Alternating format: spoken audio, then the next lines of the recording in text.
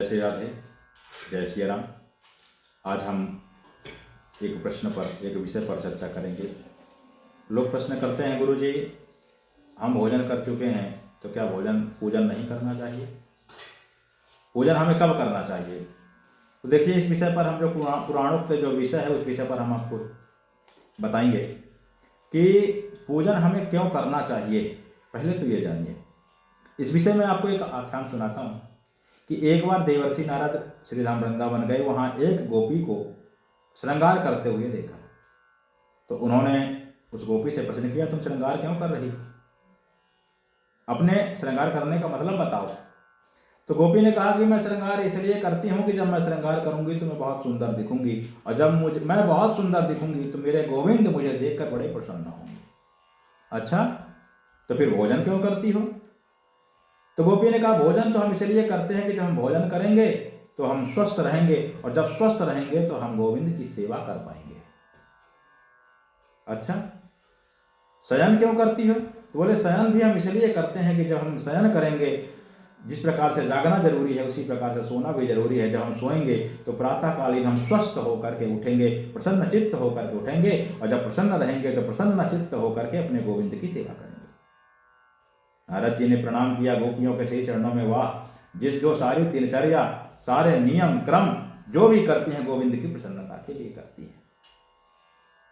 इस आख्यान को कहने का मतलब सिर्फ इतना था आपसे कि हम जो पूजन करते हैं उसमें हमारा जो मंतव्य है, हमारा जो मनस्थिति है, हमारा जो एक भाव है वो ये होना चाहिए कि हम जो भी सेवा करें, जैसी भी सेवा करें, उसमें हमारे ठाकुर जी हम पर प्रसन्न रहें। क्यों? क्योंकि भगवान शिव उमा से कहते हैं, उमा राम स्वभाव जहि जाना, ताहि भजन तजि भाव न आना।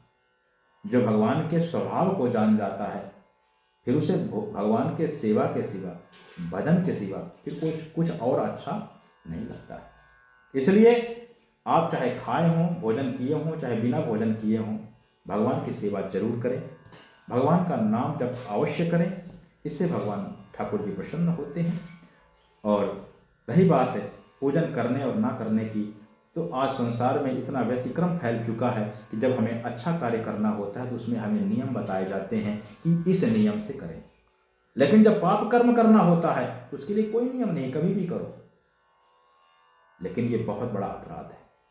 जिस प्रकार से हम पूजन करने के लिए सोचते हैं कि हमें कैसे करना चाहिए, कब करना चाहिए, उसी प्रकार से पापादिक कर्म जो हम करते हैं, जो छिप कर करते हैं, समाज की दृष्टि से छिप करके करते हैं, उस पर भी हमें विचार करना चाहिए कि हमें यह कार्य करना चाहिए कि नहीं करना चाहिए।